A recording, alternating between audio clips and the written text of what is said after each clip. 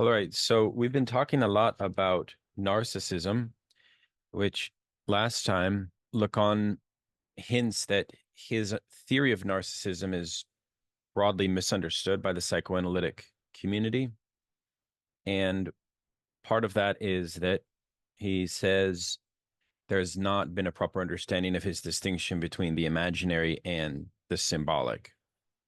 And in today's session on knowledge and power, this is what's at stake. It's basically a analysis or a review of the building blocks of what constitutes the symbolic, but as an almost homage to Seminar 17, you'll notice that Lacan begins to introduce this glorious alternative to Foucault's theory of periodization, where he talks about the origin of what he will later develop as the university discourse, which he defines here as a form of discourse where knowledge is produced that has no bearing on power. And he then furthermore says that it is owed to some historical contingency of the rise of empires that this form of knowledge is possible. But he doesn't give us the true unearthing of this historical materialist analysis as he does in Seminar 17. But he does hint at a few interesting points.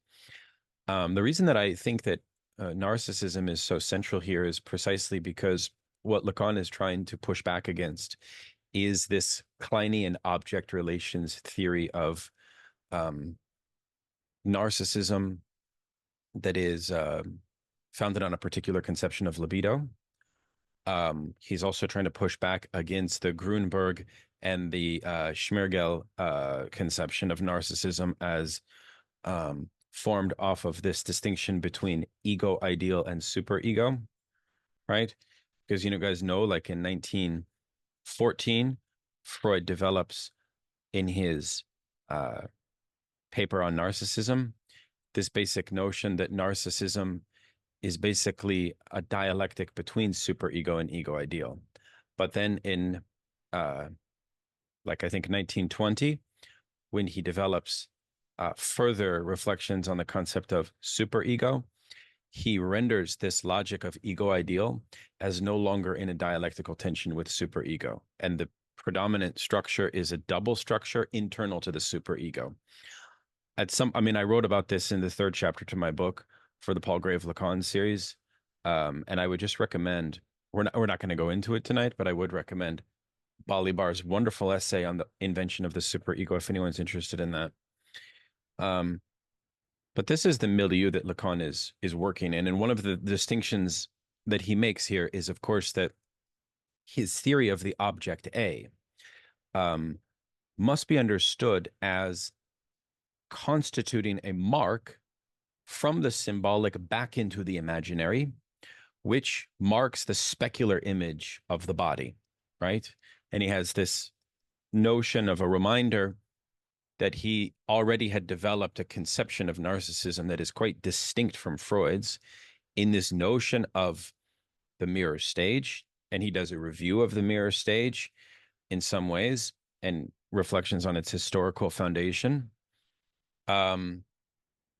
Right? Because this idea that the object A comes from a different site than the constitution of the subject's specular image. It's like an intrusion of the symbolic into the imaginary. I found that to be quite compelling. But again, why is Lacan interested in narcissism? Well, it's also interesting because he's, again, focusing on this intersection of narcissism and perversion.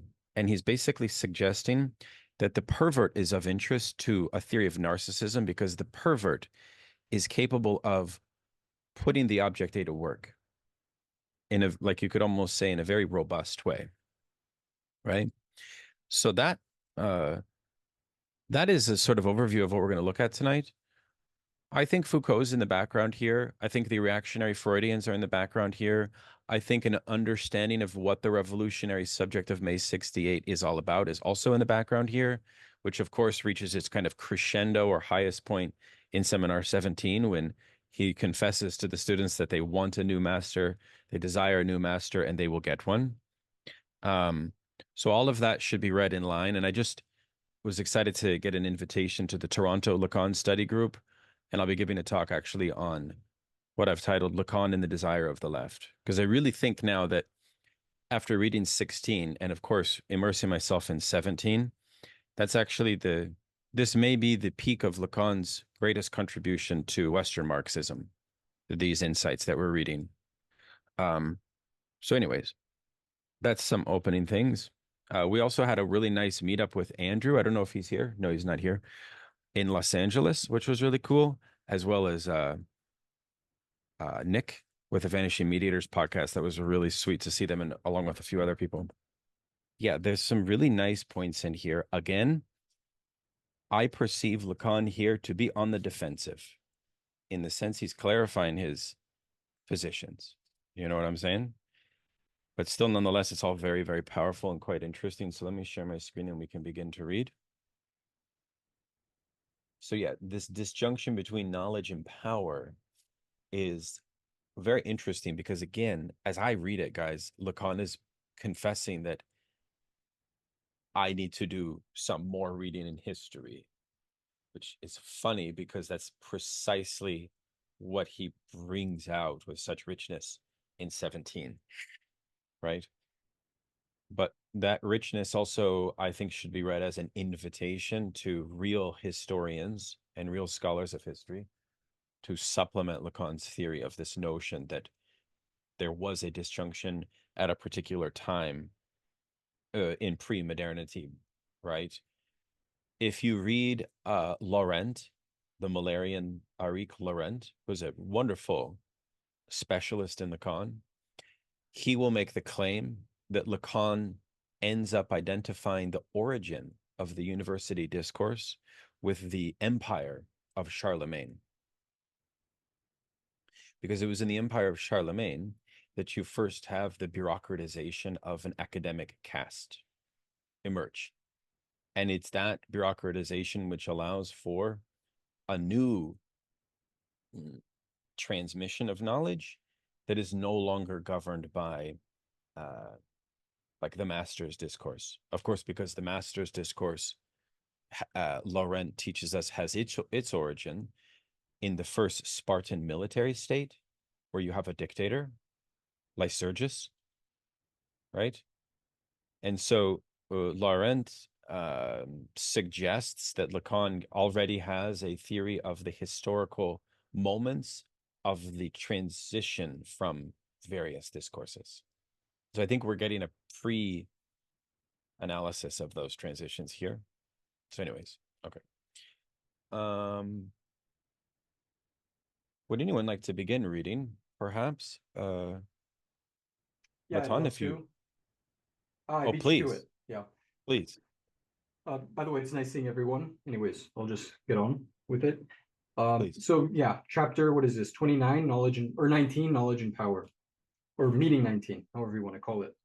If you don't mind, I'll just briefly go over these, the titles of this, I don't know, or these thematics here.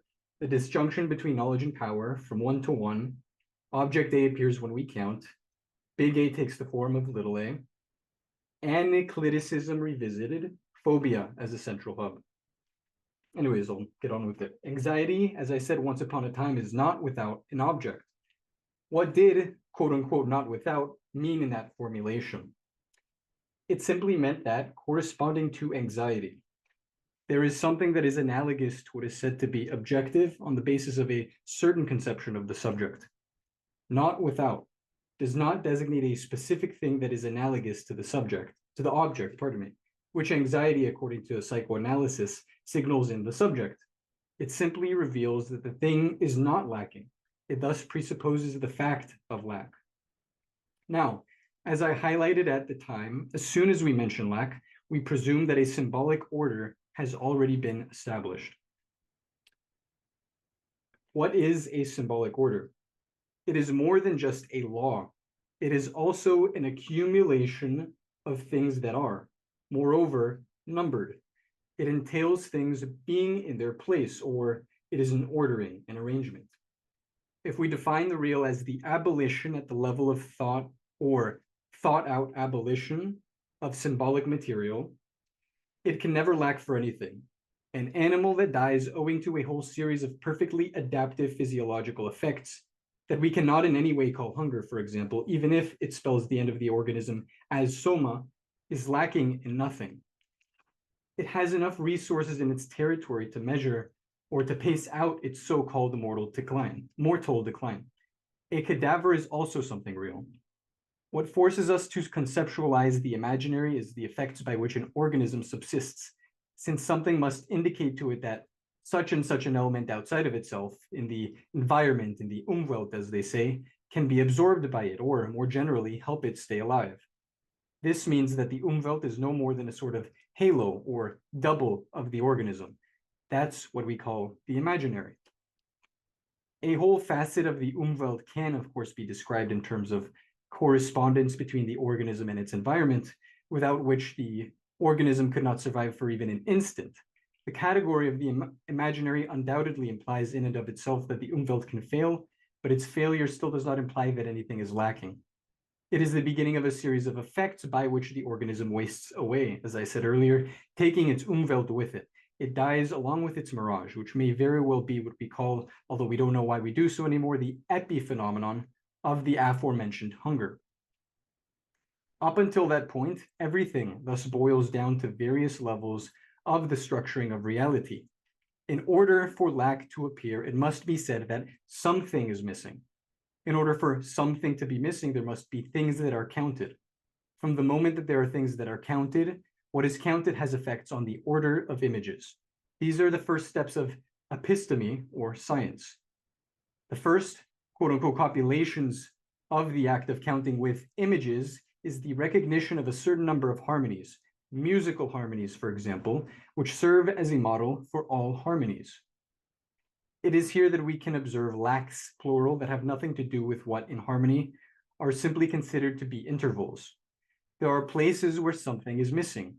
All of so-called ancient science consisted in betting that the places where something was missing would be reduced someday in the eyes of the sage to constitutive intervals of a kind of musical harmony. We must establish an order of the other, thanks to which reality acquires the status of a world or cosmos that implies this harmony.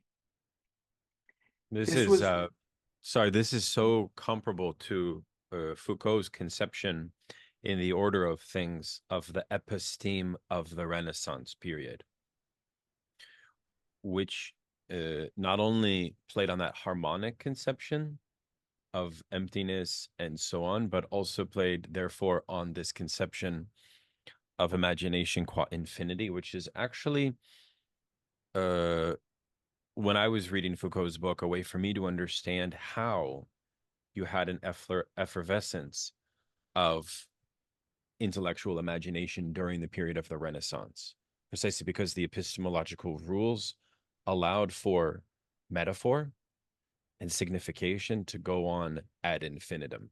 You know what I'm saying? Because if every missing part within the symbolic universe is taken to be harmonic, not dissonant, you can see that that would lend itself to a certain productive imagination. Even thinking here of the uncanny feeling one has when you think of how something like Shakespeare could not happen today. That signals a proof of Foucault's conception that a historical period is governed by a certain episteme, that there are imposed limits on knowledge. Okay, go ahead, Akshay, please. That was a really interesting thing about the Foucault thing. I just wanted to, there was this one line at the top, which was a cadaver is also something real. And it's just maybe because I'm TAing for like an archaeology course this semester, so maybe it's sort of on my mind. But the sort of origin of language in archaeology is sort of taken to be burial sites. So at what point does a corpse become a cadaver which has something missing, right? Sort of, and that missing being sort of something that was in the body. So sort of transition from, animality to humanness. So, I mean, in that sense, it was just really evocative with this earlier theme of containers, because it's like, so once we enter the symbolic order, there's a question of, oh, the corpse is not simply dead matter. It's kind of, you know, a body with something missing, and it needs to be put in a correct place, you know. And I mean, I don't know, I guess all of this counting stuff raises questions about burials and, you know, so I just thought that was an interesting connection. Yeah, that's brilliant. Thank you so much. This notion that the Umwelt of a halo of the body image is a site which well, Lacan will later say created a notion of the subject's formation as specular. And he makes a beautiful point that in the history of European culture, only until recent times did the concept of the mirror imply something that is a true reflection of an accurate depiction of reality. Because the technology of mirrors was so poor, actually. So a mirror made you look like very finite. Anyways, go ahead, Louise. So my reading of Foucault, I think deviates from what Lacan is saying, but I'm not sure because I'm not a Foucault reader that much. But in the order of things, he talks about what you talk about, you know, these modern sciences in the Renaissance and how they apply this kind of read, you know, this separation of things, right, on the world, right? But here Lacan is talking about that counting starts in the ancient sciences, right? So I think, and he talks about harmony.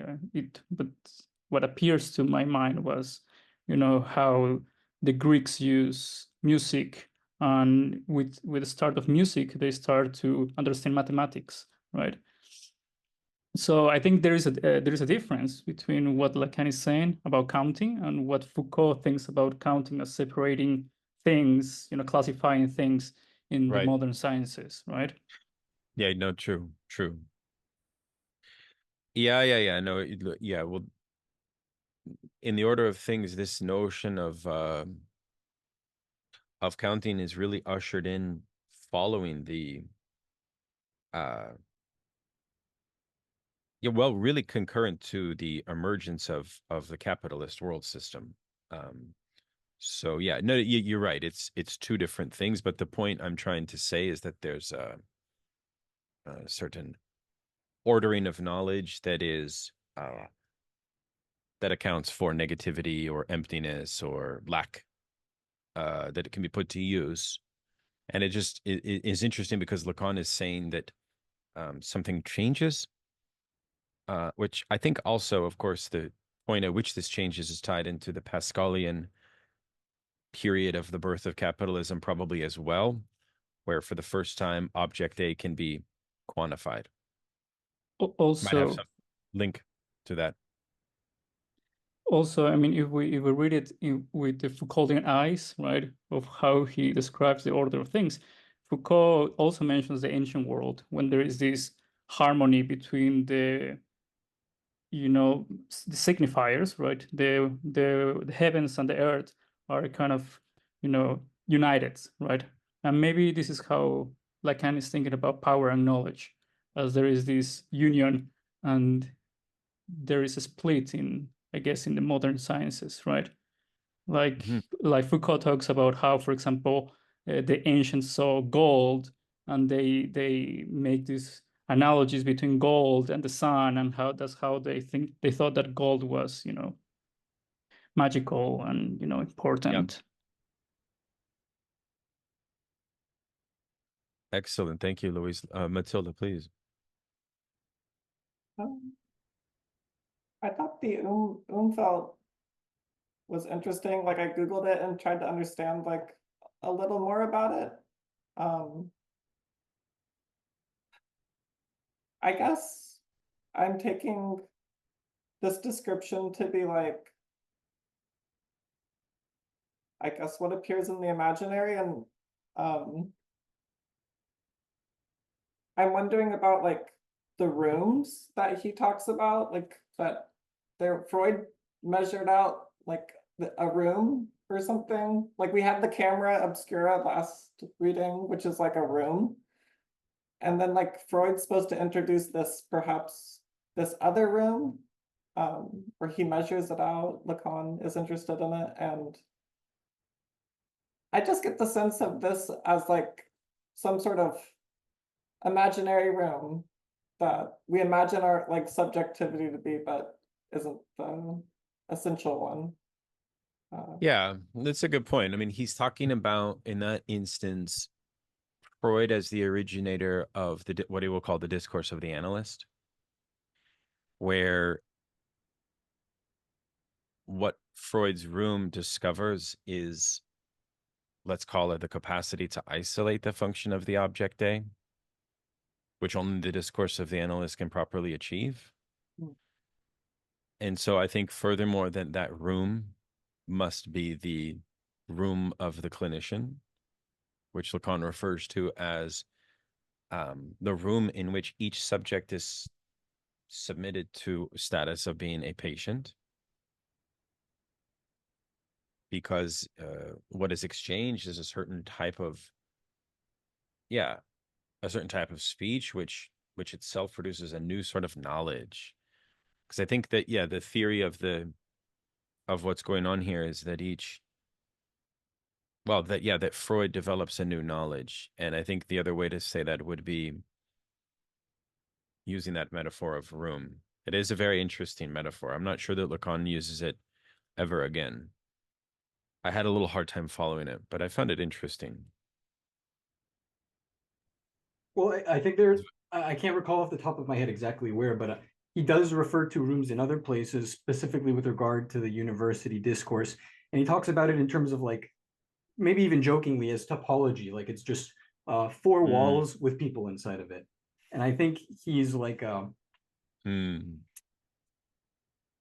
I guess just the form of gathering in general that takes place with the university is something that he's kind of like got his sights on.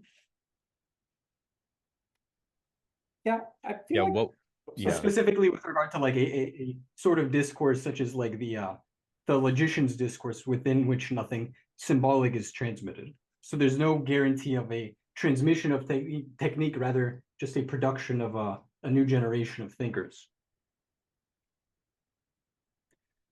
While I'm speaking, I might as well touch upon something Akshay said earlier with regard to the cadaver. And I think it's interesting considering what happens in the role of the burial rite and the desecration of a corpse in Antigone, for instance. And I suppose the point at which like a scientific cadaver, I suppose maybe changes the meaning of this operation of the desecration of a corpse, might have something to do with what he's trying to imply with this shift, which was initially maybe, I think, for him like a way of thinking of a prior form of knowledge as a slip of the tongue, while at the same time speaking towards like a futility to this operation, which he inevitably goes on to talk about as the reduction of symbolic efficiency. Having to do precisely with these sort of like scientific interventions, which we can maybe, with regard to art, for instance, as has been a topic that we've been discussing before, we can maybe see something like the loss of aura, as Benjamin puts it. Yeah. Well, he does invoke the Angel of History painting, which... that's a painting. I wasn't aware. Which I think was actually at one time owned by Georges Bataille, who was the only French theorist to own it. I don't know if you guys knew that, but it was owned by the Adorno family. And then Benjamin gave it to the Adorno family. Then it was given to Bataille. And then I think to some other prominent theoretician of the 20th century. And the beautiful thing about that particular painting, we could show it, is I did a podcast about it with two Marxist scholars. Anyways, did you know that the artist intended for it to be a representation of Martin Luther. And it's basically an painting over of Martin Luther with an angel. It's very interesting. Hmm. Can I just say one more thing real quick? Sure. I think like the world, like the question of like worldview comes up, and it seems like the question of like the world of objects comes up. Like the status of the world of objects, like it comes up here in the Umwelt, and it comes up again in like Lacan's disagreements with the objects relation theorist, who like like somehow like posit the objective world based on the fact of object cathexis. And Right. so I just like tracking the idea of like the status of the world of objects as just being a concern throughout this lesson in some way. And when he gets to the identifications, the whole like that section on identification, it seems like he's trying to perhaps pose his own sense of the status of the world of objects. Yeah, that's very interesting. Thank you for that. I mean, on worldview, we should remember, yes, that he's making a double intervention, perhaps, because he had already made the critique of the particular form of like intellectual dupery that occurs within Marxism when it conceives of its project as a worldview. Yeah, I think the Lukashian sense of worldview is different from the Freudian tradition sense of worldview. But there is kind of this like double intervention that's happening, I think, in some way. I'm not so sure it is different as a legitimizing force of science, but there are important similarities. Anyways, okay, yeah, please, actually. I mean, I thought because like the very opening of the chapter, there's this line about what is said to be objective on the basis of a certain conception of the subject, which again he returns to at the very end of the chapter. And the kind of allusion to anxiety makes me think it's sort of a reference to like Heidegger and phenomenology in the sense that, you know, I don't think it's as much about the objective world as much as the sort of like anxiety is revealing to me like, you know, my sort of thrownness in the world and, you know, something that's, I think he's trying to go more ontological than Weltanschauung in that sense. And with the Foucault thing, I think like like in Foucault's, I mean, he has history 1 and history 2, just that he has like in a very common sense way, like the first histories are necessarily histories written by and for the sovereign, like not because people are stupid, but because, you know, writers aren't cheap, and writing is like the oldest form of like class stratification with like, you know, mage-like power.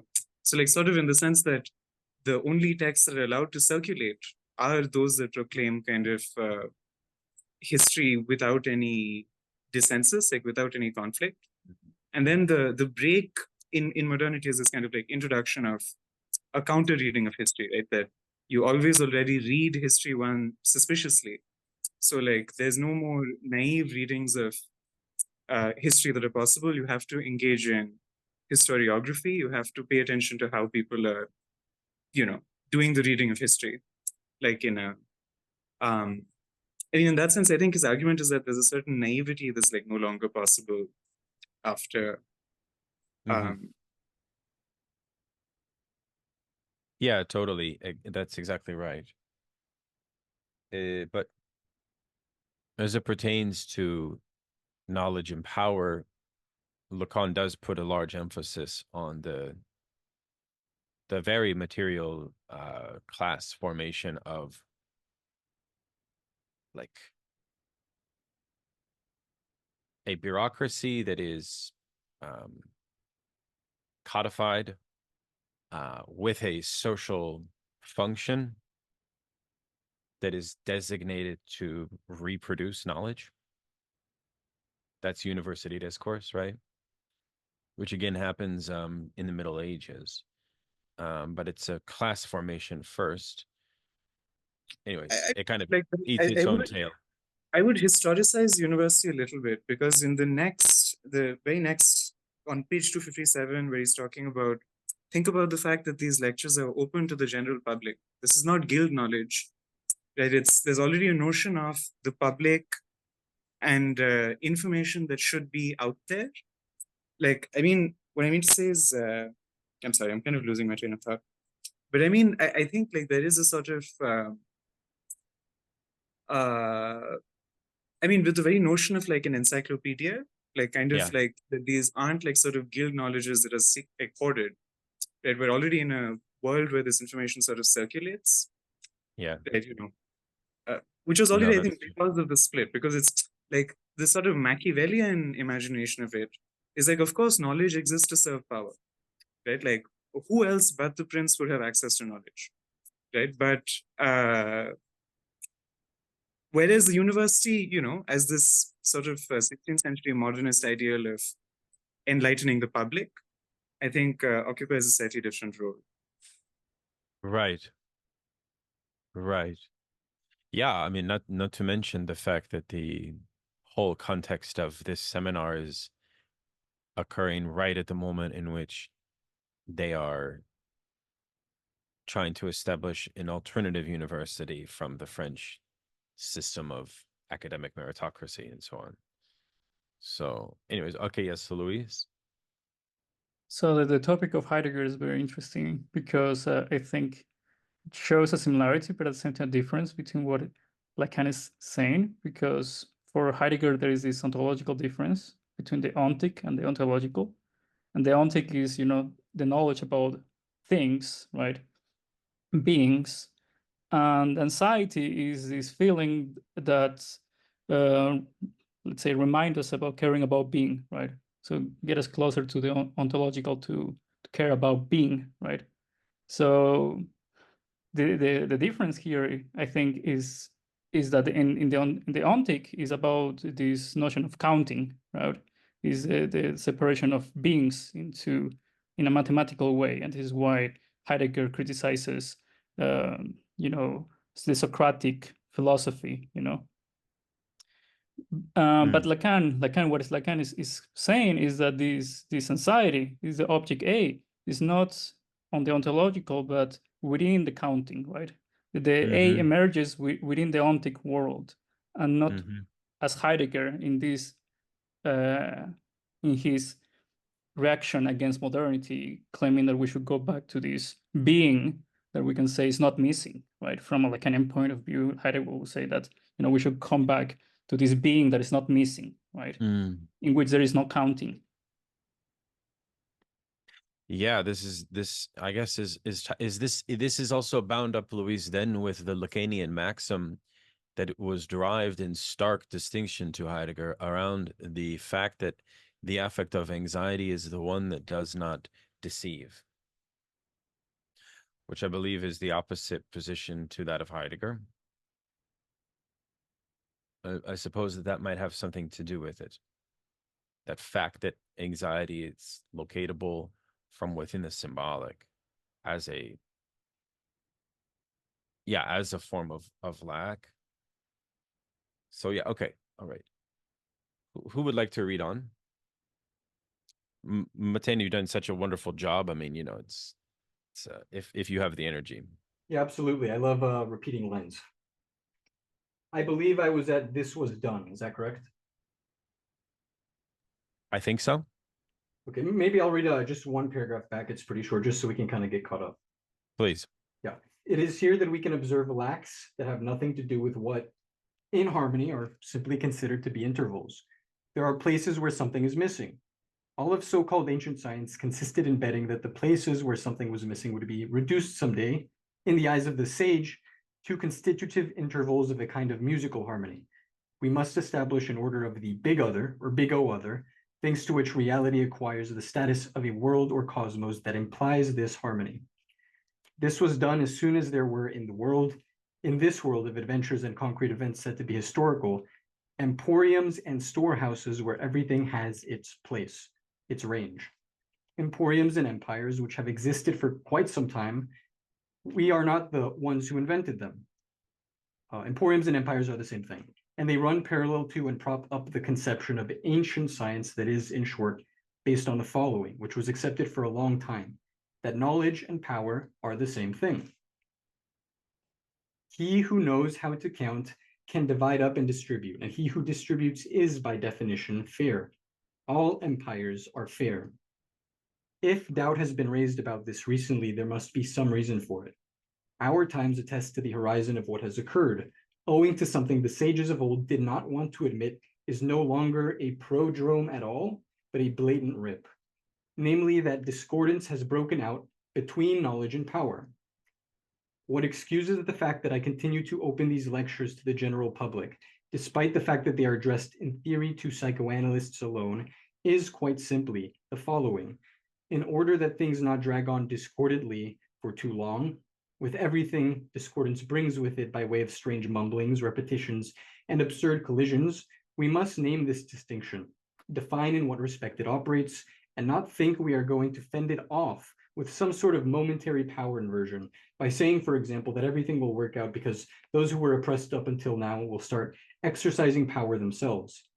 I do not, of course, personally rule out the possibility of this happening, but it seems clear to me that such an inversion will not make any sense either unless it is inscribed in what I just called the essential turning point, the only one that changed the meaning of everything that was organized as supposed empire, even if it was that knowledge of itself, namely the disjunction between knowledge and power. This formulation is somewhat crude. It does not lead to any Weltanschauung, strictly speaking, or to any presumption, whether utopian or not, regarding a change brought on by we know not what. But it must be articulated, and it can be articulated on the basis of Freud's work. Freud obviously does not provide an updated take on things in the form of a system that could, in any way at all, be compared to that of those who wanted to make the myth of the conjunction of knowledge and power last. Freud himself appears here far more as a patient. Through his speech, which is that of a patient, he attests to what I am calling the disjunction between knowledge and power. He was the only one who attested to it. Others attested to it as well, each in his own way. Oh, pardon me, my mistake. He was not the only one. But he read it and noted its effects and symptoms that are produced at a certain subjective level and tried to treat them. This is precisely where we see that he himself was the patient of this effort, work, and discourse. I myself am nothing but the consequence of his discourse. In my discourse, I attest to what experience of this disjunction leads to. In other words, to nothing that, according to all appearances, fills it in or allows us to hope to ever reduce it to a norm or cosmos, that harmony that he referred to on the last page. That is the meaning of what I am endeavoring to do here in a discourse that Freud inaugurated. This is why I begin with a close reading of what is attested to by his discourse, and not only insofar as it demonstrates mastery, for its inadequacies are what are most instructive. In looking back at the very first seminar given in 1956/57, I was able to gauge something about the distance covered in the 13 intervening years. By whom? By what? By my discourse on the one hand, and also by the obvious manifestations of the laceration that this discourse designates. Naturally, this growing obviousness owes nothing to my discourse, but it attests to the fact that there is a discourse, which is certainly not up to date, but not too far, we might say, behind the times. That said, this discourse is obliged not merely to lag behind, but to continually make fundamental adjustments, nach Traglichkeit, retroactively or after the fact. This is because, given the failure of the laws that regulate the status of the university, nothing includes it in an updating of the forms of transmission, whereby what is at stake in the major advances in knowledge made in recent years can subsist, such that it shows itself to be intrinsically distinct from any effect of power. So logic. We will thus return to fundamentals. Okay, great. Thank you.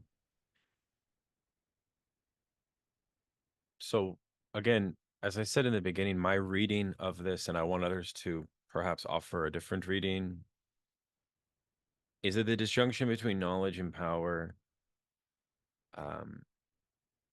Freud's discourse must be situated as one expression of that, but the university is another expression of that. And I think that Lacan is right in this final point that there's something about the university discourse that's out of date. And I suppose that in a way that is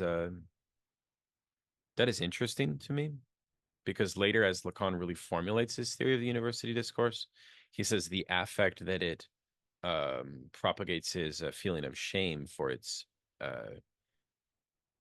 for those that are subordinated to it, and but that wasn't its original affect. Its original affect was to make noble, to make a name for oneself, and so that is interesting because there is a certain out of touchness of academic knowledge that I think we suffer today. You know what I'm saying? Especially heightened by the condition of like academic austerity, economic austerity imposed on academic institutions. It makes for the subjective singularity that academic knowledge promises for its subjects, like that much more unrealizable. But yeah, are there any other thoughts on this passage that Matan just read? I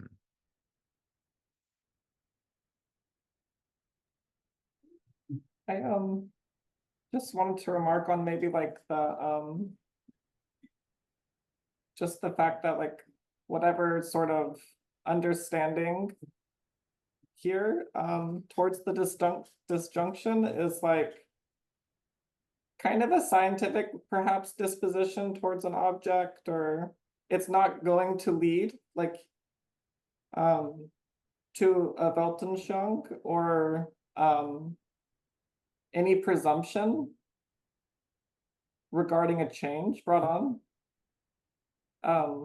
So, and it's like, I think, I mean, the question of Weltanschauung and like Freudian history is like the question, I think like Wilhelm Reich had like a psychoanalysis and Weltanschauung, that like a paper in the 30s that argued for like a radical communist attitude towards the world and like some sort of intervention or something to change it.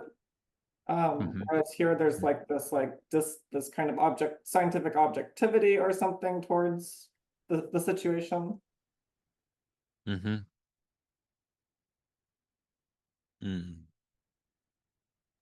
Yeah, and I think that maybe if there is like a direct criticism that we can say Lacan has of university discourse, it's that it kind of it sacrifices the world for the comprehension of the group, or its own ability to kind of formulate in its own terms its unconscious, or at least its inability to fully be able to grasp it.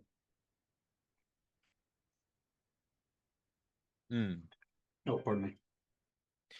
That's an interesting point. Yeah, you both make a very interesting point.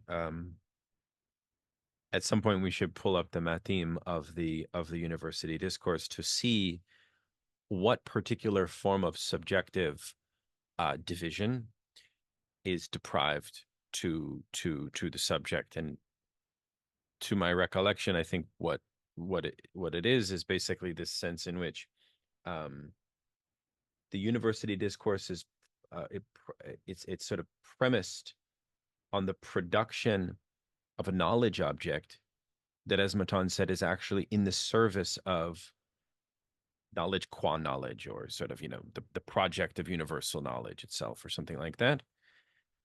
While at the same time promising that those subjects that are doing the work of producing that academic knowledge could be remembered through their name. But Lacan says that the name of the subject goes to almost like submerge itself within the universal in some ways. So they therefore lose their singularity in the university discourse, which I think is such a interesting point. Okay, yes, Luis. So what is not clear to me is what made this break. So what I Right. understand is that in the ancient times, let's say that I guess that will be the master discourse, right? Knowledge and power were united because knowledge was, let's say, hidden. It was like the unknown, right? So what the master knew, you didn't know, therefore it was powerful. And but then what makes this discordance between knowledge and power? I'm not sure, but I guess it will be the university discourse makes knowledge available, right? That it no longer bears this power, right? It spreads knowledge, and yet what it creates is this other, right? In the university discourse is there is knowledge, right? S2, and the other is the A, right? So it creates this A out of from knowledge itself that is no longer powerful, right? I don't know. This is what I think. That's helpful. Thank you. Yes, Akshay. Just about this turning point thing, like I guess, yeah, I feel like there was also the middle of page 257 where he says, how do we make sure it's not sort of a momentary power inversion? Like, Yeah. I'm not opposed to sort of the subaltern, the dispossessed, the proletariat taking power, but how do we know? And I mean, there being something like some sort of a critique, I guess, of like, it's not simply a question of the seizure of power, but like of the form that power takes, which has something to do again with the relationship between power and knowledge. So it's not just, like, yeah,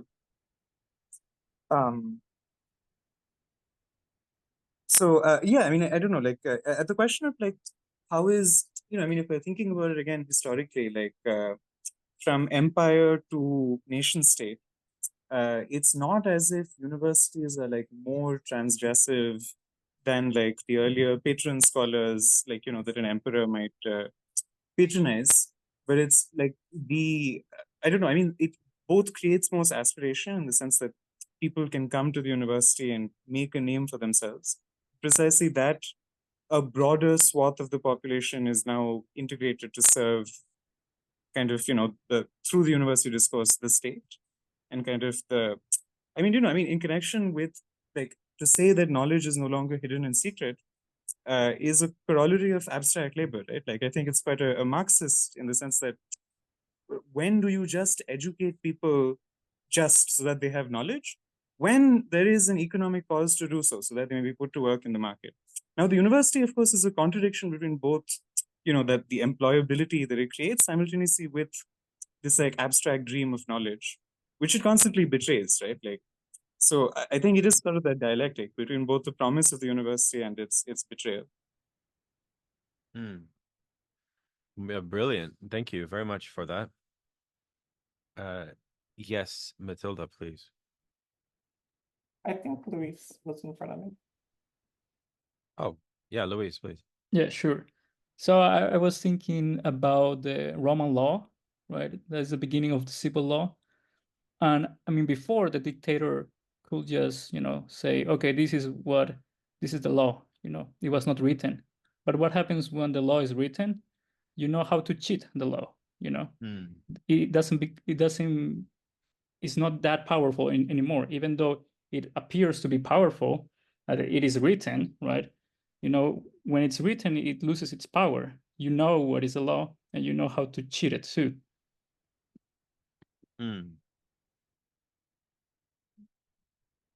Yeah, that's an interesting point.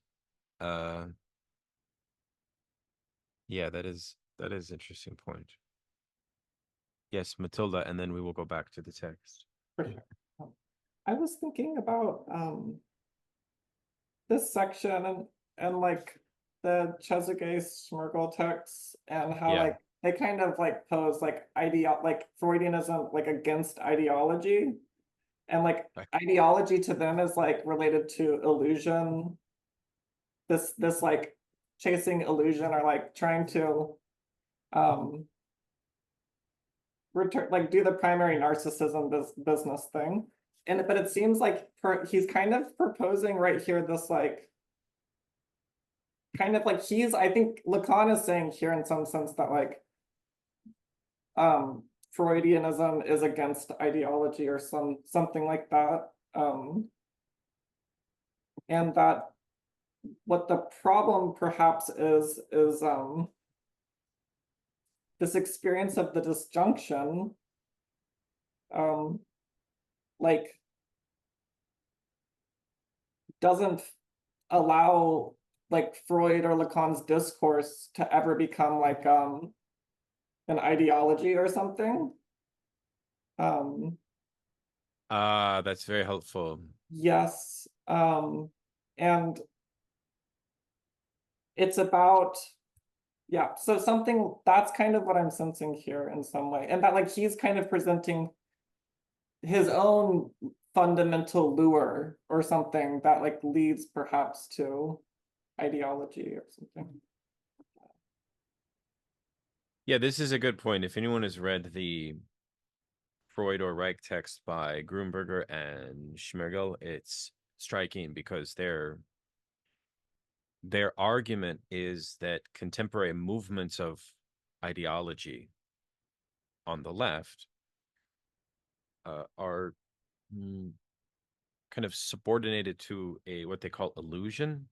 And illusion is this basically this attempt at utopian fusion with a kind of blissful submergence with the mother, but it's also like a well, precisely the kind of non-contradictory achievement of the subject's ego ideal.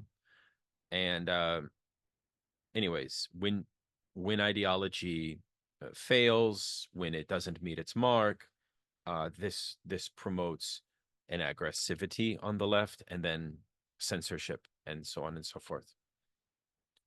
So I think you're making an interesting point that Lacan is almost making an account. But of course, as Marxists, this is one of the things that Philip Rieff also identifies in his book on Freud, The Mind of the Moralist, right? Which is that the fact that psychoanalysis can subvert ideology is something that's actually good for the cultural propagation of the bourgeoisie, which is what Philip Rieff actually wants in an unabashed way, not in a hidden way. There's a lot of liberals that hide the fact that they want to preserve liberalism. In this case, Philip Rieff is at least honest, like Nietzsche. He's very honest about that. And so in that sense, Philip Rieff calls psychoanalysis a great anti-politics,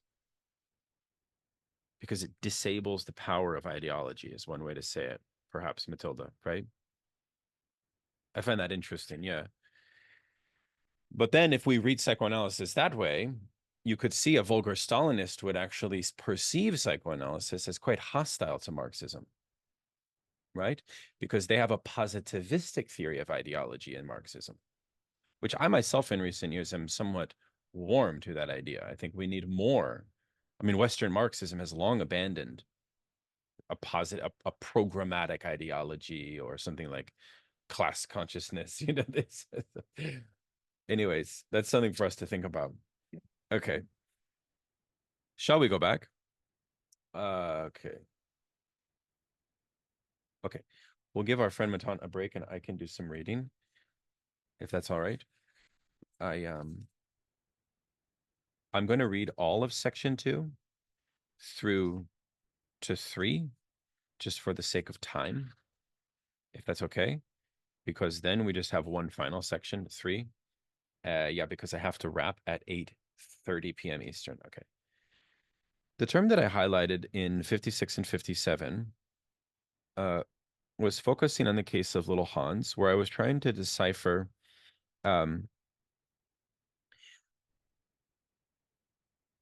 what could have been that of Object A.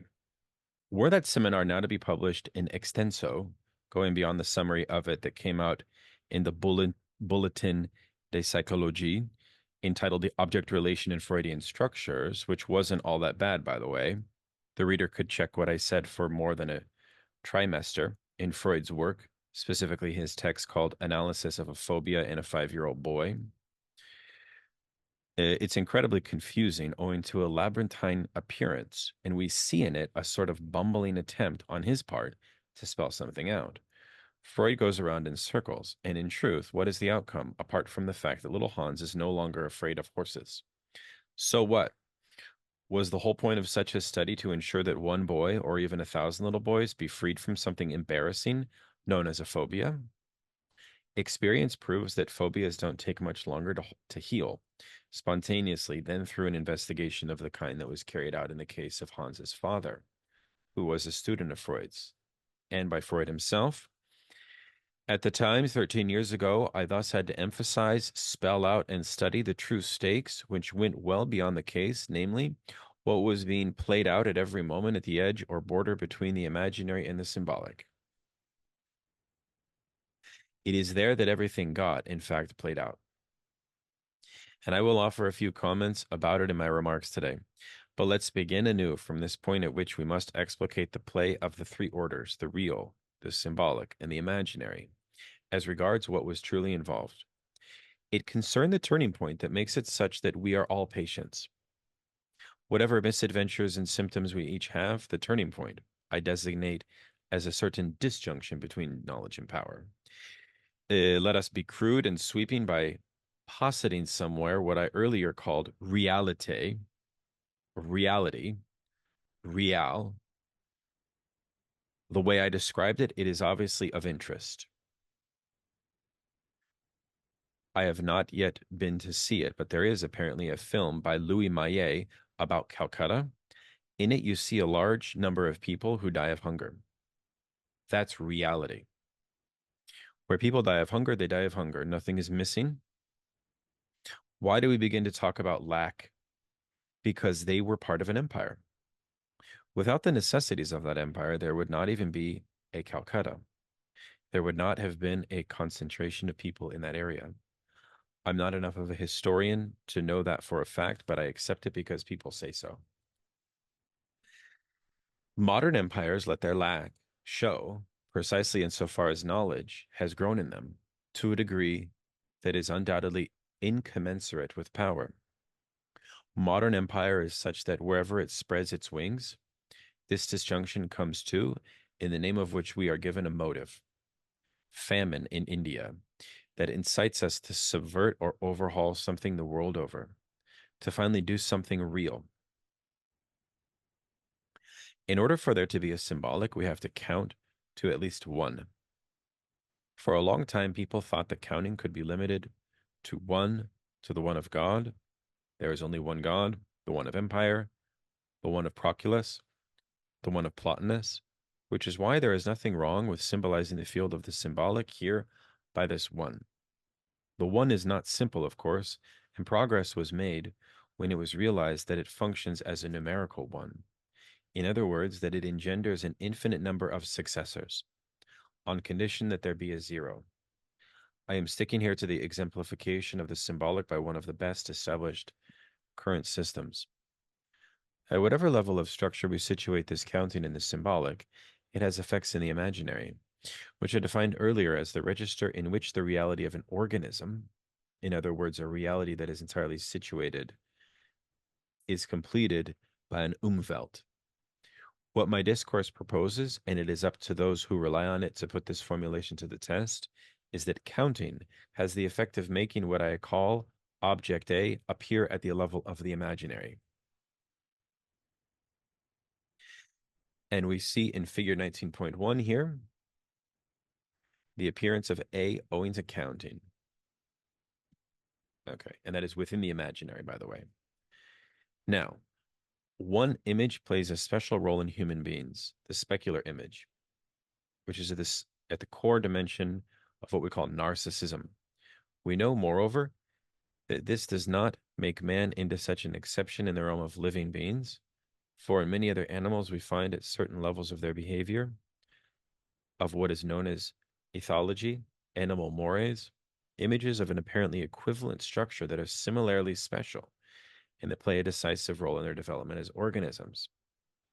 The crux of what is at stake here is the relation between the specular image, the imaginary, and the object A, and object A, about which all the moments observed and articulated in psychoanalysis are of capital interest to us, for gauging what that image in its value as a model yields by way of symptoms, specifically as regard the effects, which are blatant in our times, of the disjunction between knowledge and power. And then he has this imaginary with the object A over the A itself. I thus first defined object A as essentially based on the malicious or mischievous effects in the field of the imaginary of what happens in the field of the other, in the field of the symbolic, in the field where everything has its place, in the field of order, or in the field where everything is put away, in the field of the dream of unity. Let's observe that the very structure of the field of the other is thus actually implied here, such as I tried to get you to sense it thanks to a schema I put on the board in more than one of my earlier classes this year. What can be located as A effects in the field of the imaginary imply nothing but the following. The field of the other itself takes, as it were, the form of A. This takes the form, and form is inscribed in a topology where it appears in this field as making a hole in it. This is, of course, but an intuitive image. I took a further step by showing that returning these little A effects in the imaginary to the other, namely to the field from which they come, constitutes perversion. It's quite simply a slightly apologetic way of presenting things, like, quote, render unto Caesar what is Caesar's. See, for example, Mark 12:17. As was once said by a guy who was rather clever, for the bugger was clever.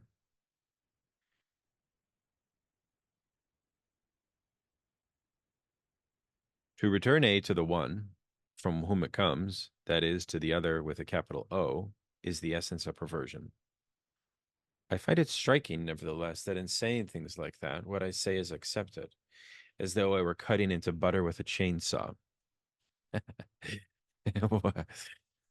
This obviously proves that analysts don't know what they can be sure of in such a field. We have to see what we can draw out of this formulation. What constitutes an effect of the symbolic on the field of the imaginary. That is still problematic.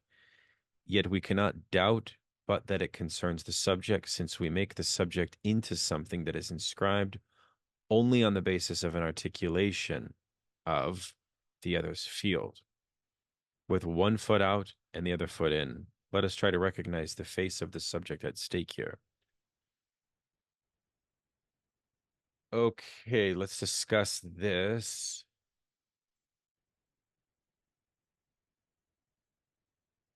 Yes, Matilda, please. Hey, I feel like the initial part before figure 19.1, or like kind of the point of that figure is that the imaginary, he said, has being and passing away in it, and it doesn't really lack anything. But the question is, like, how does A come into the imaginary, or how is there the appearance of lack in the, I guess, in the imaginary experience of the environment or something, or in some sort of relationship with the environment? Yeah. Is that kind of like the general sense of what we're getting up to there? Because after that, I get a bit confused about what the argument is saying. Yeah, and I think that's a really interesting question to consider. I definitely don't think we can answer that or say that he provides an answer to that, considering I suppose the certainty with which the discourse that we're in seems to converge around, like, climate change, right? And the level at which it takes place, which is kind of at a top-down level, but one which nevertheless is maybe disembodied, depending on how we view our ability to intervene with the, I don't know, the apparatuses of state and production. Yeah. Yeah, I guess you have the difference between lack as the animal experiences it, because the animal experiences the imaginary as an Umwelt, and then you have lack as the subject who dies of hunger within the far stretches of the empire in Calcutta. And Lacan says that that experience of hunger is of the real.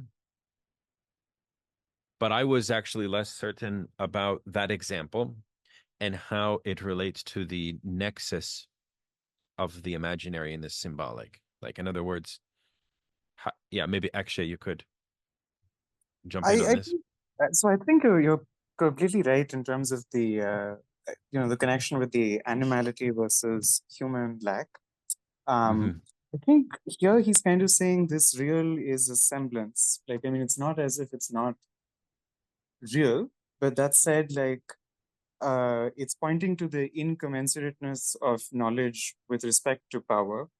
Like in this, I mean, again, like I wonder, like, this is a part where, okay, this is, I'll first say what I think he's saying and then what I think about it.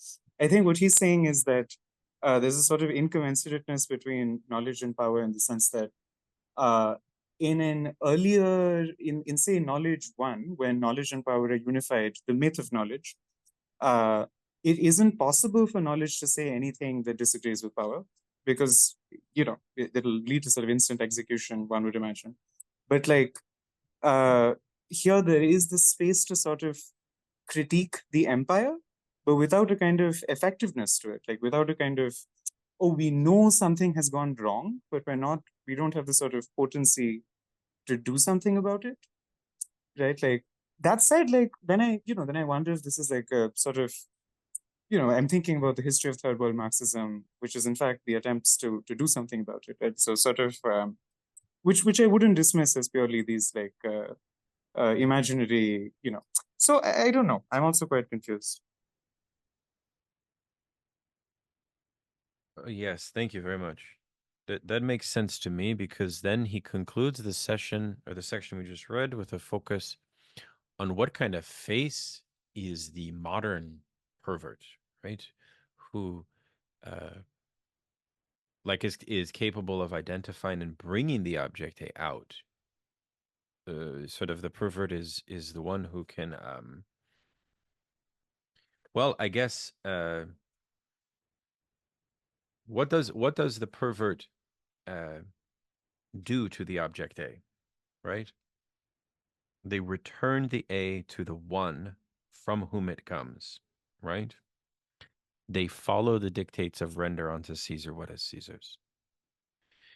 Which is interesting, I feel, in a certain way, because in that way, in a way, the contrast between what Lacan means by perversion could not be stronger from what the Schmergel and Grunberger mean by perversion, because for them, the pervert, well, in a certain way, would be defined by a refusal of Oedipalization and a remaining at all costs within the what Lacan would call the imaginary. They remain within this polymorphous perverse subjectivity. They want to stay within the I don't know, the confines of the Umwelt, maybe you could say, in some way. Anyways, yeah, Luis, go ahead. I think one important part here is when he says that when you start counting, you start with the one and you can go infinitely, right? On the condition that there be a zero, right? So like counting, when you start counting, you have the notion of the zero that otherwise you wouldn't have, right? So what counting does that is innovative is that it produces lack, produces the idea of zero that you wouldn't have if you didn't count, right? And this is, I think, why he says later that the one then creates A, because A is not number 2, that A is as lack, right? That is an Yeah. object, as an object, of course, right? It's an Right. object that represents this lack, right? Yeah. No, that's extremely correct and very helpful because, yes, exactly. It's the inclusion of a certain object of negativity, an object of the void that is included in the set. That's very, very much what is at play here. So let me.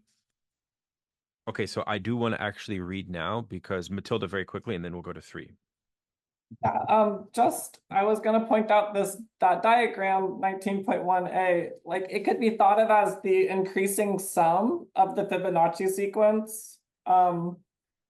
When you keep going further and further, like the numerals to the A's start to separate, and they do reach a limit, but it becomes less and less. And so like there's not enough A's to go around is like kind of the realization. As the counting continues, the lack becomes more apparent, and like that's kind of already has been outlined in the increasing sum, as like kind of like building out A perhaps in some way. Yeah. And to your point, in the next picture, the one that is imaginary other divided by the A, it's the same as the formula we have seen before, 1 divided by A, right? So the 1 right now is the speculative image of the world, right?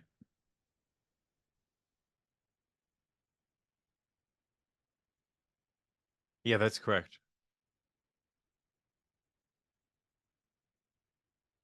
Yeah, so speculative image of the world is the imaginary, and then A stands for okay. That actually makes sense. Noah, go ahead. So I'm looking at the paragraph that says rendered unto Caesar what is Caesar's, and when it comes to counting and there being a 1, it is only by the 0 that the 1 exists. Is that what he's saying?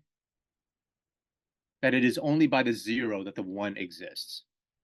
And so No, I mean he's saying that well, the 0 is what invented by the Arabs in the 700s, right? So he's saying that the 1 of Plotinus is a different dispensation and circulation of the symbolic, precisely because it didn't have that foundation of the negativity of the 0. yeah, but I'm just kind of I'm thinking like maybe like apart from the text, like practically, 1 would not be if it were not for the 0. Yeah, I And think that's a fair way to summarize it. and so to attribute from the 1 to the 0 and to put the A within the 0, it wouldn't sorry. No, go ahead. Sorry, I didn't want to cut you off. Oh, I'm just saying that like it wouldn't be it wouldn't, so because I'm just kind of thinking about, I have the numbers idea, but then I have the imaginary, and we're going into the mirror phase, and that's our entrance into the imaginary. And so we only see everything through what the other or our paternal figure has allowed us to enter into. I'm just trying to like understand this, because if that's what this would be saying, is that to owe everything that we would identify to the other would be to attribute little a to the other. But it is only because of all of the predecessors before that other that big other ever appeared. And so that A is nothing at all. It's like it's nothing. But we want to. It may be helpful to think of just the actual history of mathematics, which starts from natural numbers, right? And in natural numbers, you used to count things. You say like, how many apples do I have? 1, 2, 3, 4. And the question of zero apples, the lack of apples, never arises. Right? This is, and it's and not to be too much of an Indian nativist, given the BJP and everything, but zero was invented in India, presumably by Aryabhatta. But I mean, part of what zero enables is algebra. It enables you to play with lack without but I mean, in the sense that zero is logically prior, but historically later in the development of mathematics. And precisely, like, zero gets picked up by the Arabs also because they need double entry bookkeeping. So you need a way to kind of do complicated sums of mathematics without using reams and reams of paper. So it's both sort of a practical simplification as well as a sort of conceptual transition. But I mean, like, if you think about it practically, like numbers, like if people are using numbers, they're doing it because they have some kind of pragmatic use value for them. Right? They're not abstractly considering mathematics as such. Right? Like if mathematics is being used, it's being used to count concrete things. You know what I mean? Yeah. So I guess what I'm getting at is when we're using these historical contexts within the numerical language, zero is a product. It's been produced. It came from somewhere. So so zero and the other, capital O and zero, they're like the same. They're the same letter, basically.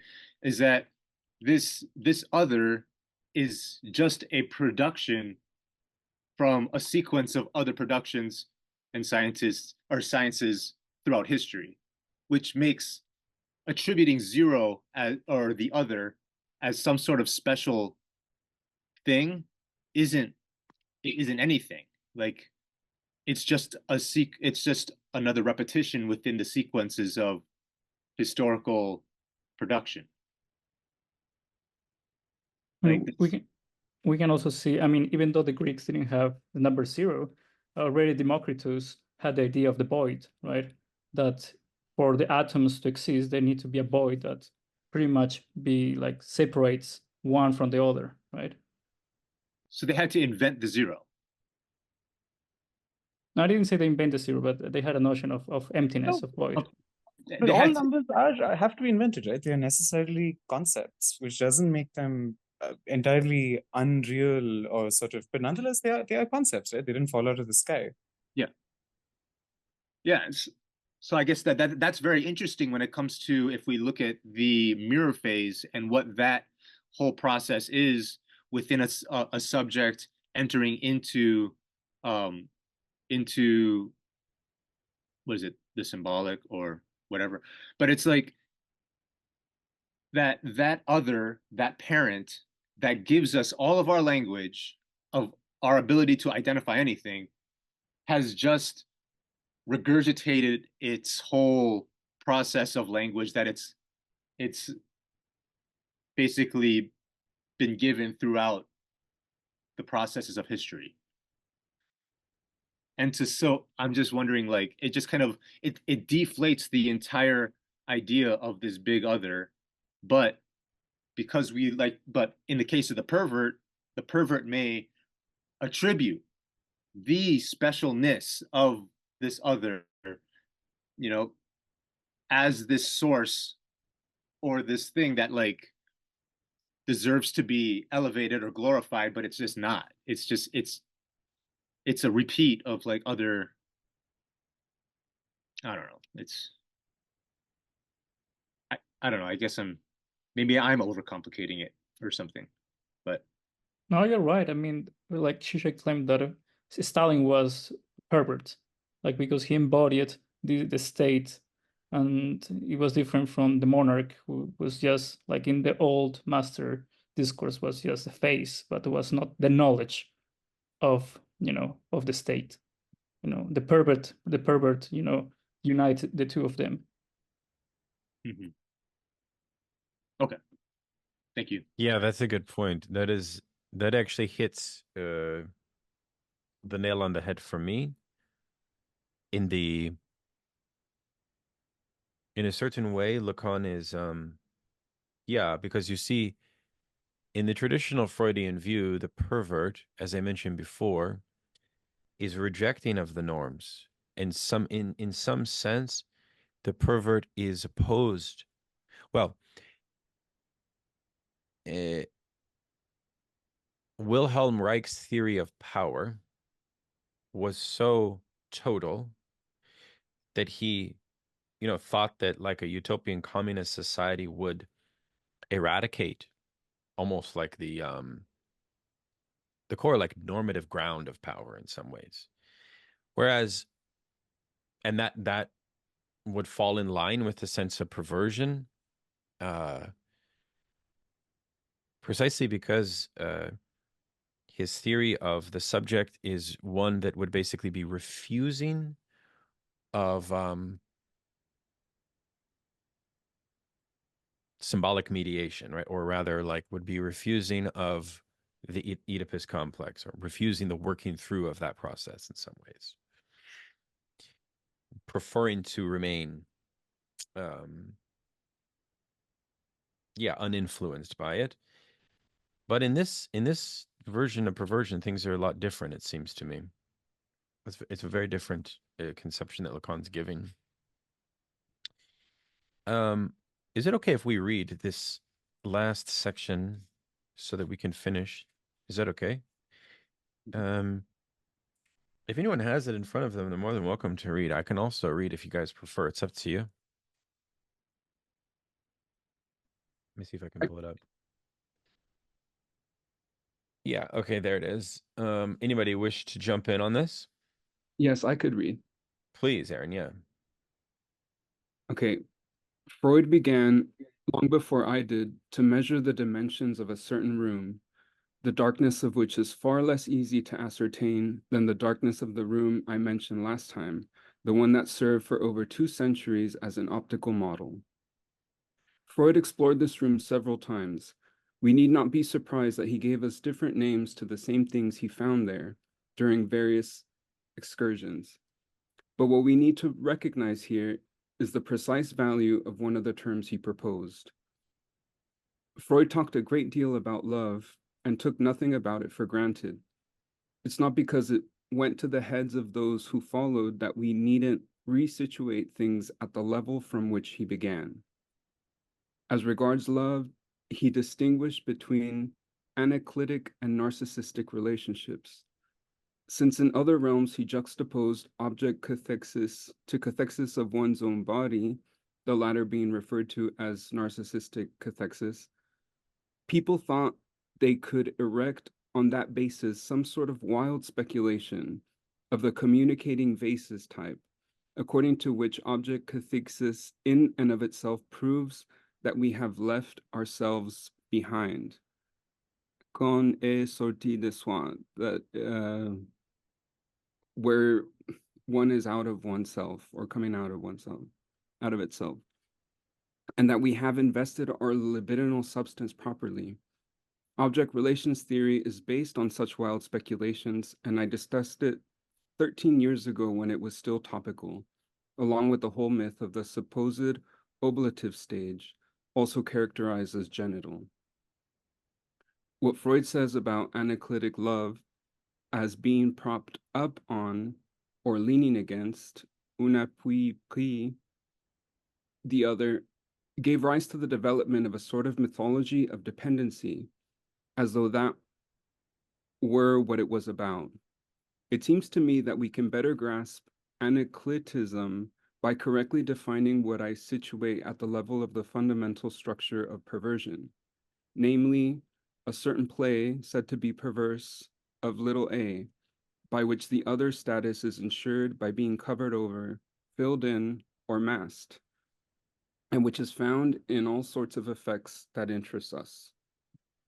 If we wish to provide a logical approximation of it, we can obviously turn it into a stage, assuming we take that discursively. The anaclitic relationship is primary here, and the only true foundation of a whole series of supposedly significant myths blown our way in order to explain why the child misses the paradise it supposedly enjoyed in some sort of maternal physiological environment, the ideal form of which never existed. What is essentially involved here is merely the play of the definable object as the effect of the symbolic and the imaginary, the play of the imaginary with regard to anything that can claim to represent the other for a while. And the mother may play this role as well as anyone or anything else, the father, an institution, or even a desert island. Object A serves here to mask the structure of the other that I have called taking the form of A, insofar as that structure is the same thing as A. This formulation is the only one that allows us to grasp what we might call the masking or blinding by which any sort of analytic relationship is established. Yet, we don't get very far by expressing things thusly. That's because, as you can imagine, what is at stake here is not easy to get at, especially as regards what is known as imagination. Lively imagination, the imagination by which we receive what we avidly call significations, which are sometimes funny, sometimes not. In fact, concerns an entirely different sort of image, which is far less obscure, the specular image. The specular image has, moreover, become far less obscure since our mirrors became clear. We will never know what we owe to the appearance of clear mirrors unless we reflect about it a bit. In antiquity, and this continued into the times of the Church Fathers, whenever something was likened to being seen in a mirror, it meant the exact opposite of what it means to us. Since their mirrors were made of polished metal, they created quite obscure effects. This is perhaps what allowed a specular vision of the world to last for so long. The world must have seemed obscure to them, as it does to us, but that pretty much coincided with what they saw in the mirror. That may have allowed the idea of the cosmos to last quite some time. If things appear to be less simple to us, it is merely because we have perfected mirrors and have simultaneously done other things relating to elucidating the symbolic. Since we are talking about knowledge, let us note that psychoanalytic experience provided something new here. It brought out the fact that ever since the other began to function, whoever he may be, whoever may find himself in that position of functioning qua other with a capital O, he has never known anything about what happens to the realm of satisfactions rendered to the other by including little a in it. This is what inspires me when I allow myself to raise insidious questions to theologians here and there. Questions like, are we sure that God believes in God? But even if it is thinkable, that is not what is interesting. What is of ever more concern to us, as the impasses that constrain our knowledge multiply, is to know not what the other knows, but what he wants. That is the fundamental question in all psychoanalytic work, and I believe I have formulated it in accordance with an investigation which, like all prodromes, began to be sketched out at a certain philosophical turning point. It concerns the advancing of knowledge with its form of taking the form of A, the form that is sketched out altogether differently than in a mirror, whose topology is sketched out by an exploration which has thus far barely begun of perversion, but which comes into focus at many other levels than that of pathological experiences. What does this knowledge that advances want? And what does it lead to? Note that these are not altogether the same question. This remains to be elucidated. We could be wrong to imagine that psychoanalysis closes the circle or has found the last word regarding the perversions, even if it makes use of the relationship to object A in order to apply it more broadly than I can right now. In the years lost, the extent of which I don't know if anyone will ever attempt to gauge, while I strove to bring this discourse to light and develop it, however precariously, I took up certain topics, not the same ones at every stage, but those topics could, where we return to them here as symptoms, enlighten us regarding the relationships between the subject and the other. I can't make room here for Angelus Silesius, even though his cherubic wanderer, which I often made use of in the past, could be taken up anew in the light of the anaclitic relationship as I define it. His famous couplets or scandistics, including 4 metrical feet, in which the proper identity of what in him seems to him to be the most essential is depicted, are now impossible to grasp, if not in terms of God and the object A. Since I won't go into that here, let it suffice to note that all the functions that can be placed under the heading of order, hierarchy, and dividing up as well, and owing to this, everything that is related to exchange, transitivism, and identification itself, all of that is part and parcel of the specular relationship, which is very different from the preceding one. All of that is related to the status of the body image, insofar as, at a certain theoretical turning point, it is related to an essential property in the libidinal economy under consideration, the body's motor mastery. It is no accident that some of the same consonants are found in mastery and motor, maîtrise and motrice. And that says it all. Thanks to this motor mastery, the organism that can be characterized by its relations to the symbolic, man, as he is known, moves around without ever leaving a well-defined area, because it prohibits him from entering a certain central region, which is strictly speaking that of jouissance. It allows him to behave like a good man, as they say, on any occasion. The body image thereby takes on its importance, such as I spell it out in the narcissistic relationship. I refer you back to the schema that I provided in my paper entitled Remarks on several propositions made by a guy whose name will be remembered thanks to me. You will see that in order to designate the relationship that is established between the subject and the other's field, I made that field function like a mirror. And why not? Since the other is not subtracted from the imaginary, and because in an image, I can't provide anything that doesn't coincide with ordinary space, I did so in order to be able to bring out the second term, the other signifier, to which the subject is represented by a signifier. This is no other than what is indicated here by the enigmatic capital I, the place from which the conjunction of A and the body image is presented to him in another mirror. This is what occurs in phobia. What do we see when we examine any case of phobia? Assuming it was written up somewhere seriously, which is often the case, for analysts generally don't indulge in publishing cases without providing a rather complete anamnesis when we examine, for example, the chapters of phobia in Helen Deutsch's book on neurosis, when we examine, for example, the case of someone she was asked to see because he had a phobia of hens at a certain point. It is perfectly well spelled out, but does not become fully unraveled naturally until the second stage of the exploration. For we see that in the period before the symptom arose, hens were already of considerable significance to him. They were animals that he took care of in the company of his mother, and he and his mother gathered the eggs together. Deutsch provides details about the practices of those who work with such fowl, including the fact that they touch the hen's cloaca to check if the egg is there, ready to come out, after which they simply have to wait. This was indeed what greatly interested the little boy in this case, a case of hen phobia. When he was bathed by his mother, he asked her to do the same to his own perineum. How can we fail to see that he aspired to supply her with an object that was undoubtedly of extraordinary interest to his mother, for reasons that are not otherwise explored, but which are palpable? The first stage is obviously, since you're so interested in eggs, I must lay some for you. It is thus no accident that eggs took on such importance to him.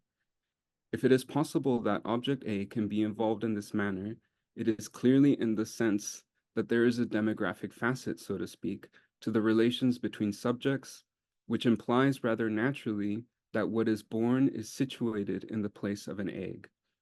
I am mentioning this stage first in order to indicate the meaning of what happened when phobia arose. His brother, who was quite a bit older, 10 years, and stronger than him, and who was perfectly aware of everything that went on in the poultry yard, grabbed him from behind one day, saying, "I'm the cock and you're the hen." The younger boy defended himself and fought back immediately, declaring, but I won't be a hen. Note the N and hen in English is pronounced exactly like, with the same gruffness as the N in l'on, the one which I spoke about earlier. He doesn't want to be the hen. He says no. A guy named Alain thought he'd made a great discovery when he said that to think is to say no. But why did the boy say no when at a prior stage he was so happy to be able to be the one more hen for his mother, a deluxe hen, as it were, one that was not in the farmyard, if not because narcissism was involved, namely rivalry with his brother and activation of a power relation. This is clearly borne out because his brother grabbed him by the waist and hips, immobilized him, and held him in that position for as long as he wanted to. That is when a transfer occurred. I'm not saying a shift or turning point in sexual orientation or clinical structure, virage, regarding what was invested in a certain signification, a transfer from one register to another, from the imaginary to the symbolic. The preceding function, which was imaginary, broke down. The hen henceforth took on for him a perfectly signifying function, namely, it frightened him. The field of anxiety is certainly not without an object, as I reminded you at the beginning of class today, provided we clearly see that this object is what is at stake for the subject in the field of narcissism. It is the one that reveals the true function of phobia, to replace the object of anxiety with the signifier that frightens us, for a danger that is signaled is reassuring compared to the enigma of anxiety. Experience thus shows that, assuming a shift, passage, to the field of the other occurs, the signifier presents itself as what it is with regard to narcissism, namely devouring. This is clearly what gave rise to the primacy of the oral drive in classical psychoanalytic theory. Phobia must not be viewed as a clinical entity, but rather as a central hub, plaque tournante. That is what I wanted to broach today. Phobia usually veers toward one of the other two neuroses, hysteria or obsession, and it also intersects with the structure of perversion. It enlightens us, in short, about all sorts of consequences that it has, and which don't in any way need to be limited to a specific subject to be purely perfectly perceptible. It is far less an isolable clinical entity than a figure that is clinically illustrated, strikingly so, no doubt, but in infinitely varied contexts. On the basis of phobia, we will investigate further what we began with today, the disjunction between knowledge and power.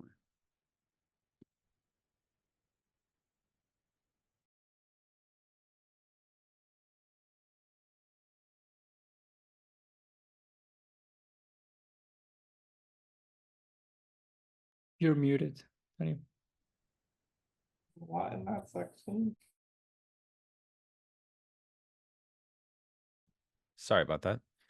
That was amazing. Thoughts on that section? It now makes sense, the Lacanian theory of how phobia would function as a replacement object for an otherwise void or empty object of anxiety. On the one hand, on the other hand, this notion of like a well-ordered symbolic in which you can have a homophonic identification with a word, such as hen, which I say homophonic because that's what Lacan means by hen and one, and the closeness at the level of lalong, at the level of like speech as attachment to, as attached to enjoyment. It would make sense then that object then becomes the replacement object in a certain way in terms of the phobic object. It elevates to that. And that relates to perversion in the sense that the one and the A, because perversion is also a refusal of castration, right? And a refusal of castration would be a refusal of submersion with the one. That's narcissism. So he is in broad agreement with the Freudian view on narcissism in that way. But I think, yeah, in that sense, what he's saying is that the pervert is using the A object to remain submerged in the one, perhaps is one way to put it. What do you guys think? First, I think Matilda.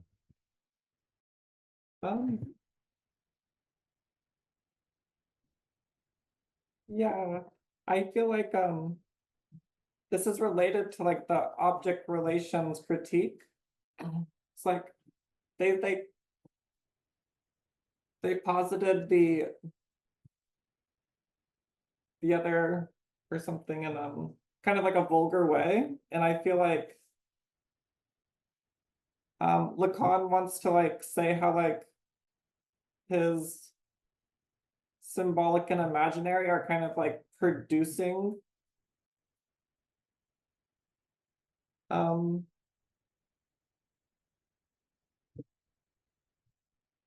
they're producing something that the object relation people took for granted, and perhaps that the pervert is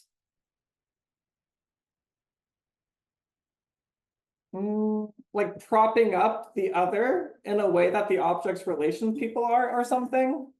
Or okay, so like that whole like concern about wanting to fuse as a subject, and that whole like injury or whatever, narcissistic injury, like it seems like he's drawing it from a different angle, saying that it's like a hallucination or something.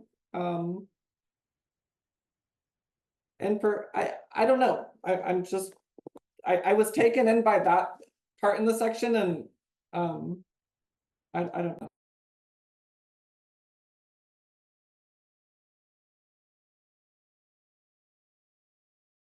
Yes, Louise, please. Thank you, Matilda. That I think you're on to the general gist of this. I think that's something to add to perversion, is that pervert tries to be the object of the other, but not much to sanctify the other, but to enjoy the other, right? The pervert's only goal is to enjoy, right? Is his way to enjoy the other, right?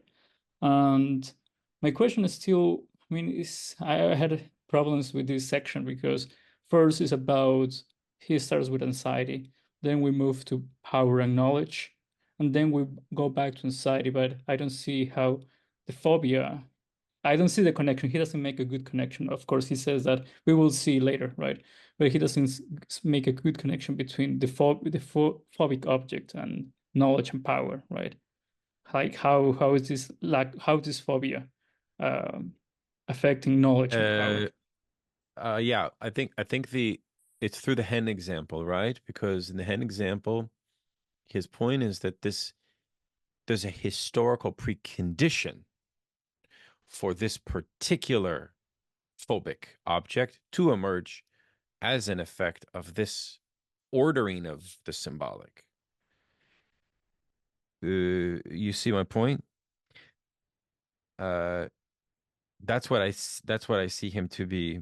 Yeah, but how is it? Is it this particular identification? Yeah. But how is the power and knowledge being Well, applied? because the one is no longer in modernity, let's say, secured or fastened in the way that it was.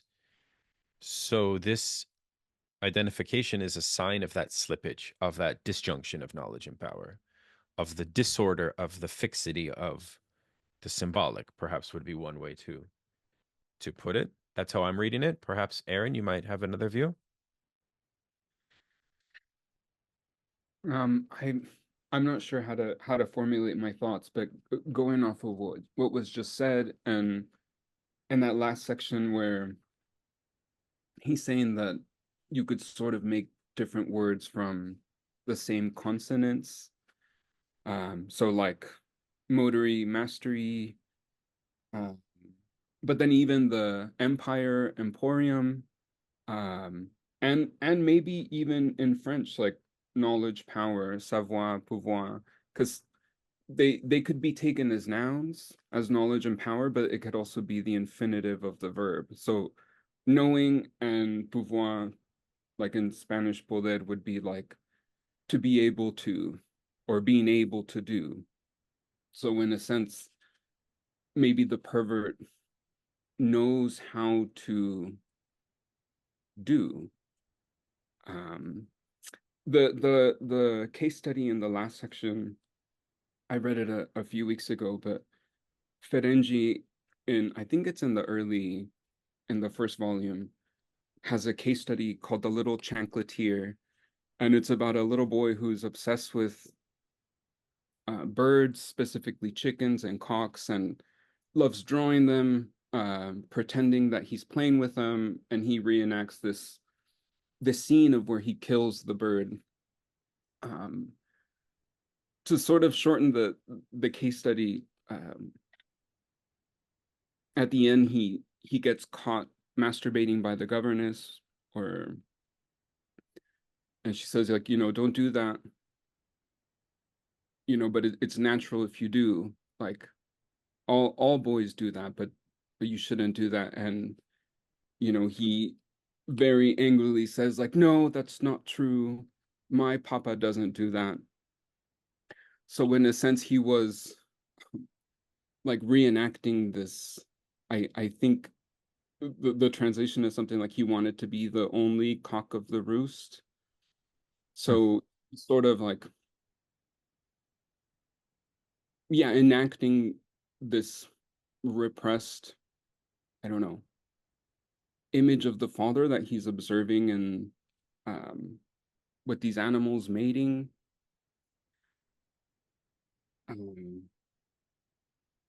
But yeah,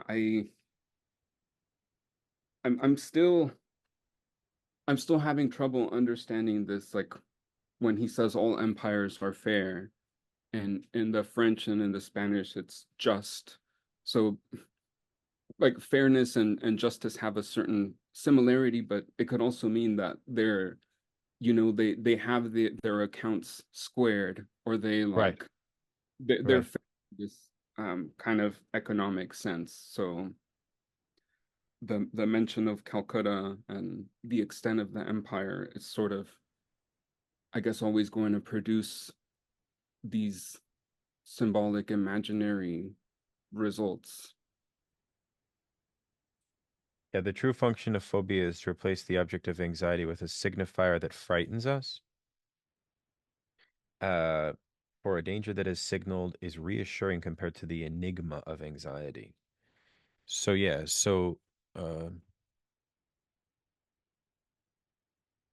in order to ward off the kind of monstrous basis of the real of anxiety, one finds a prop within the symbolic, in the same way that a pervert finds a prop to continue the enjoyment vis-a-vis the other.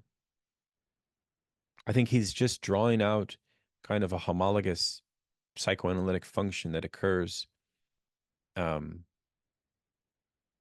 as within perversion, but then he also says that obviously phobia has a distinct place within neurosis and in obsessionals. So, well, yeah, I mean, he's going to elaborate on this relationship between, you could say, the phobic object and the object A would be a good question. What is the relationship between the phobic object and the object A? Is there a relationship? That would be another question to broach in this case. Okay, please, Luis.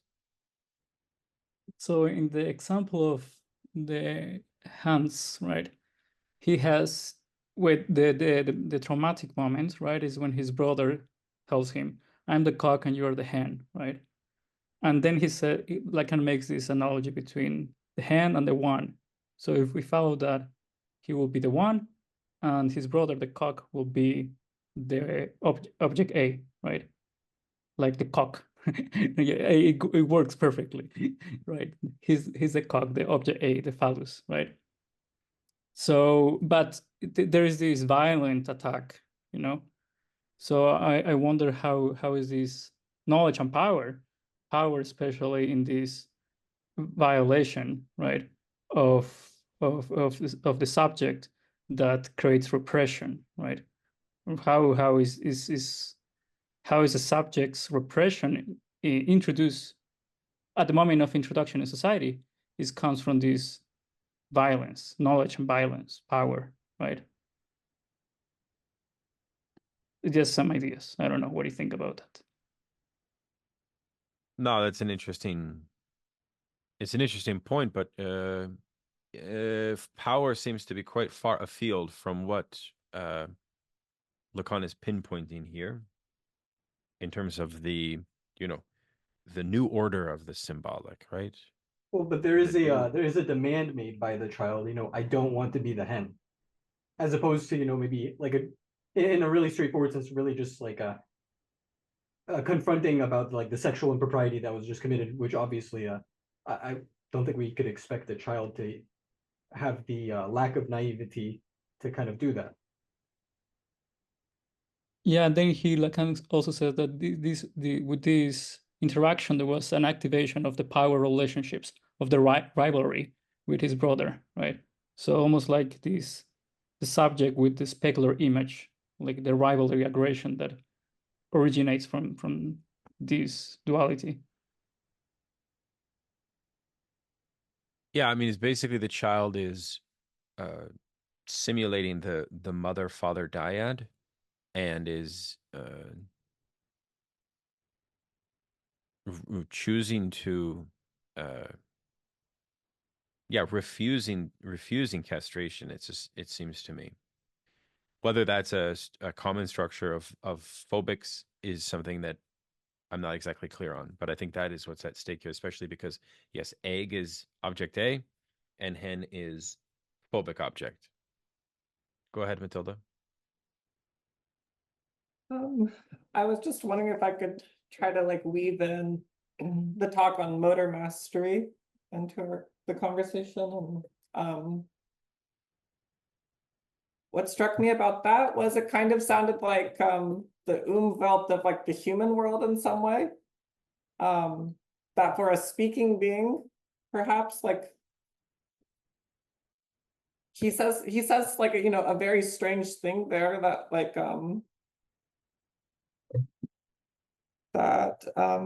the organism that can be characterized by its relations to the symbolic, man as he is known, moves around without ever leaving a well-defined area because it prohibits him from entering a central region, which is strictly speaking that of jouissance. So like, I took that to mean that the world that the human feels they move around in some sense, it's like, because they're operating through the symbolic in some manner, that they're not really moving around or something. In some way. And I don't really know what's at stake here in this argument with like trying to like create the world of objects properly. That's like not this vulgar way that the objects relation people are doing. I'm not sure what's at stake, and I don't understand what this anacliticism necessarily is. But I feel like it's related to like this picture of the human that is kind of painted there. Yeah, that's actually a very good point, Matilda, because this big motif of movement within a symbolic order that is fractured and fragmented and that lacks symbolic efficiency is a big theme of Lacan's seminar on the non-duped air. It's this it's this kind of meditation that Lacan continues to interrogate modern civilization around the like the increasing like disorder of the real, like that whole So he's kind of giving hints, I think, at that. But then still, is Freud's discovery of the room made possible by the location of the unique nexus point of the imaginary and the symbolic, and how the two kind of produce yeah, I don't know, like produce a field of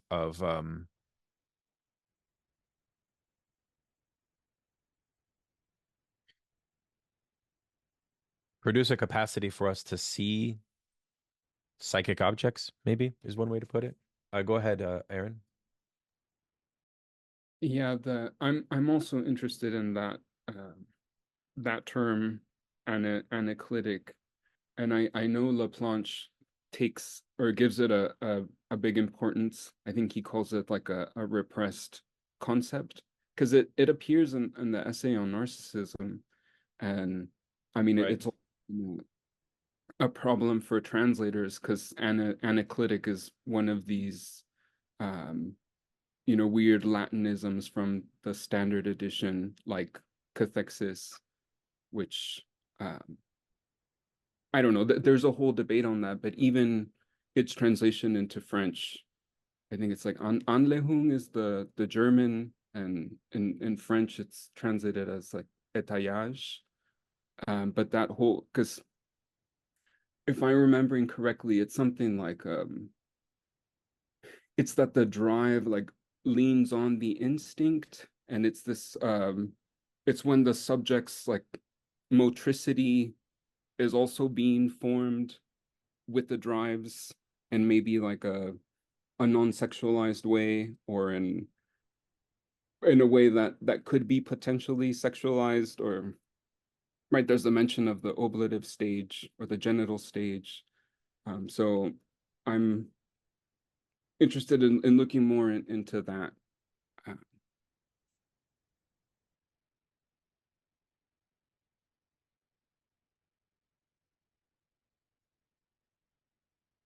Yeah, that's very helpful, Aaron. Thank you so much. We should probably break, but yeah. I love this concept of narcissism because it is so kind of like constantly evolving. I would say it's one of the categories in psychoanalytic theory that you literally have like you could just have like encyclopedic, like even in I was just reading Schmergel's book on the ego ideal, and it's the same. Like it's just like all of these various accounts. And so anyways, so like we think we get a grasp of Lacan's unique position on it, but I think that he's also tarrying with the Freudian field, And so it'll be interesting to see what comes up out of all of this next time. And we'll meet again on next Tuesday to look at knowledge and jouissance, which is actually quite long compared to this section, by the way. So we'll try to make quick progress on that. Okay. Thank you guys very much. So All the long, it was a best. pleasure. Take care. Bye.